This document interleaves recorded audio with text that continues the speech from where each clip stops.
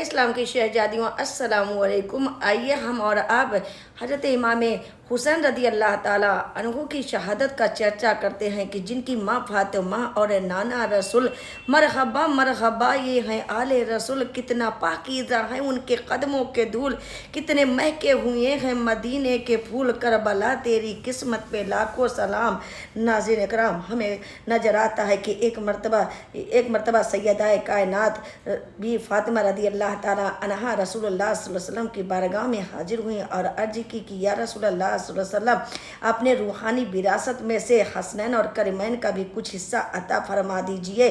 تو میرے آقا نے فرمایا کہ ہیبت اور سرداری میں حسن کو دیتا ہوں اور جرت اور سخاوت میں حسین کو دیتا ہوں۔ پھر ناظرین اکرام، جرت بھی دنیا نے ایسی دیکھی کہ اس سے پہلے نہ چشم فلک نے جرت کا ایسا مظاہرہ دیکھا تھا اور نہ قیامت تک دیکھ پائے گا۔ سخاوت بھی ایسی دیکھی کہ اپنے خاندان کے بچے کو نانا جان کی امت کے خاطر قربان کر رہے ہیں۔ اللہ اللہ، حضرت صدیق اکبر کا دور خلافت ہے سرکار کے بعد بڑی شان و شوقت کے ساتھ گزرا، اسلام کو بہت بلندیاں ملی اور حضرت فاروق اعظم کا دور آیا، اسلام کو بہت فتوحات یعنی فتح حاصل ہوئی۔ عثمان غنی کو بھی جو خلافت کی تمیز سرکار نے فرمائی تھی اس کی بھرپور پاسداری کی، اس کی عزت کو بڑھایا۔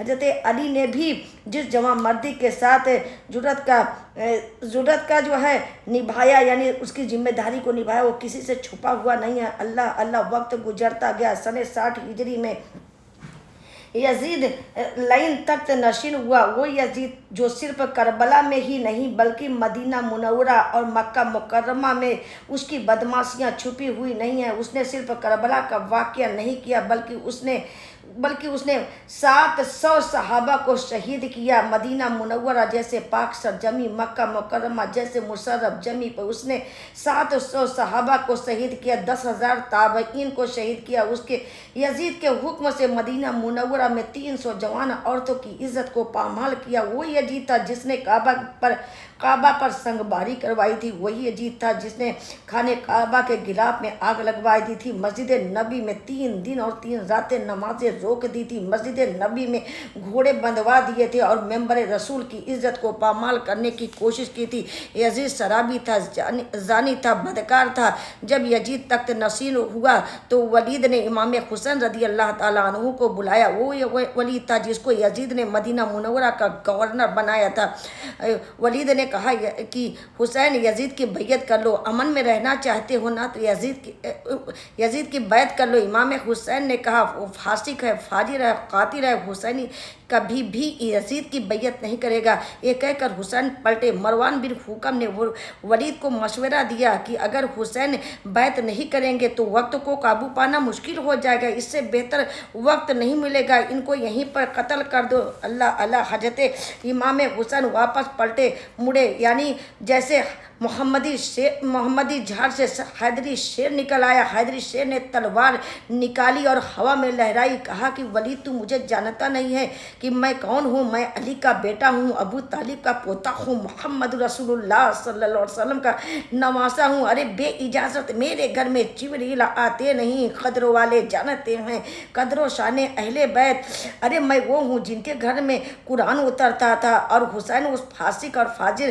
یعنی شرابی کی بیعت کریں گے، حسین کبھی یزید کی بیعت نہیں کریں گے۔ یہ کہہ کر آپ چل دیے کہ ہمیں اپنے نانا جان کے دین کو فروغ دینا ہے، نہ کہ خود تخت نشین ہونا، وہاں جا کر حق کے علم کو لہرانا ہے۔ آپ نے انکار کر کے مکہ مکرمہ پہنچ گئے۔ وہاں پر پھر 8 ذی الحجہ کو مکہ مکرمہ سے کوفہ کا سفر فرمایا، کیونکہ کوفیوں کے 150 سے زائد خطوط حاصل ہو چکے تھے کہ ہم امامت چاہتے ہیں، ہمارے پاس امام نہیں ہے، ہم آپ کے سائے میں حق کا پرچم لہرانا چاہتے ہیں۔ باقی صحابہ نے آپ کو بتایا یعنی منع کیا کہ حضور یہ کوفی بڑے بے وفا ہوتے ہیں، ذرا سے یزید نے آنکھ دکھائی تو آپ کو چھوڑ کر بھاگ جائیں گے، لیکن ہمارے امام حسین رضی اللہ تعالیٰ عنہ نے فرمایا جانتے ہیں کہ بے وفا ہوتے ہیں، لیکن قیامت کے دن یہ میرے نانا جان کے سامنے اللہ کریم سے یہ نہ کہہ سکے کہ ہم نے ان کے نواسوں अब्बासों को बुलाया था अपनी रहनुमाई के लिए, लेकिन उन्होंने हमारी रहनुमाई नहीं की। मेरे साथ जो भी होता है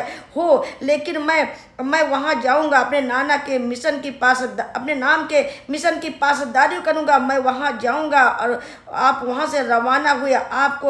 आपको रास्ते में ही आपके भाई मुस्लिम बिन अकील की शहादत की खबर मिल चुकी थी, लेकिन फिर भी आपने अपने सफ़र को जारी रखा। हुर बिन यजीद, जो बाद में आपका ताबे हो गया था, आपकी गुलामी को उसने कबूल कर ली थी, हक के रास्ते में आ गए थे। हुर बिन यजीद का भेजा हुआ शख्स आपके काफिलों को रोका और अपनी फौज के जरिए करबला की जानिब ले गया और करबला के जानिब ले गया। और 2 मुहर्रम से 9 मुहर्रम तक कूफियों से मुज़ाकरात होते रहे, यानी बातचीत होती रही जो है। और यजीदी इसी बात पर डटे रहे, या तो मैदान में आकर जंग करो या तो जो है बैद करो। अब बार बार यही बात दोहराते रहे कि आपको तख्त भी दी जाएगी, यानी तख्त भी देंगे, ताज भी देंगे, दौलत भी देंगे, हुकूमत भी देंगे। लेकिन तख्त को ठुकरा कर साबित कर दिया शब्बीर ने, तख्त क्या शय है शाहे करबो भला के सामने। इमाम हुसैन ने यानी बैत को इनकार करके 9 मुहर्रम को आपने अपने जानिसारों से मुखताब करके यानी खुतबा दिया। आपके साथ जो 100 के करीब थे, जिसमें से 72 शहीद हुए थे, आप अपने जानिसारों से खिताब किया कि सब मेरे खून के प्यासे हैं, ये सब मुझे शहीद कर देना चाहते हैं। तुम लोगों में से जो जाना चाहते हो चले जाओ जो है, यानी कि ये हमारे खून के प्यासे हैं, आपको कुछ नहीं कहेंगे। लेकिन आपके जानिसारों ने कहा, हुजूर मैं अगर आपको यहाँ तनहा छोड़कर चले गए, अकेले छोड़कर चले गए, इन दरिंदों के बीच छोड़ के चले गए, तो आपके नाना जान मोहम्मद रसूलुल्लाह सल्लल्लाहु अलैहि वसल्लम को क्या मुंह दिखाएंगे। इसलिए हुजूर खून का कतरा कतरा अहले बैत के नाम पर कुर्बान है। हजरत